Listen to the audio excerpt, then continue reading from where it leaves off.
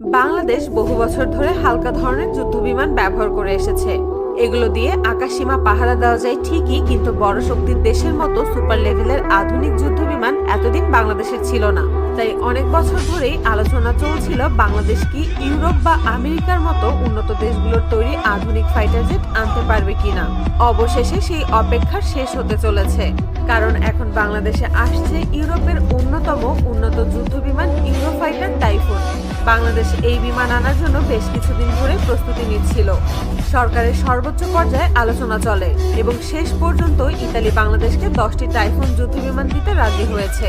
এই খবর জানার পর শুধু বাংলাদেশেই নয়, পাশের দেশগুলোতেও আলোচনার ঝড় উঠেছে।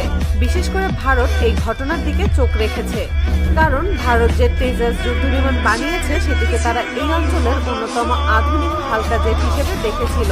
কিন্তু টাইফুন আসলে তেজাস এর শক্তির তুলনায় অনেকটাই পিছিয়ে পড়বে। বাংলাদেশে যদি টাইফুন থাকে তাহলে আকাশে শক্তির ভারসাম্য স্পষ্টভাবে বদলে যাবে।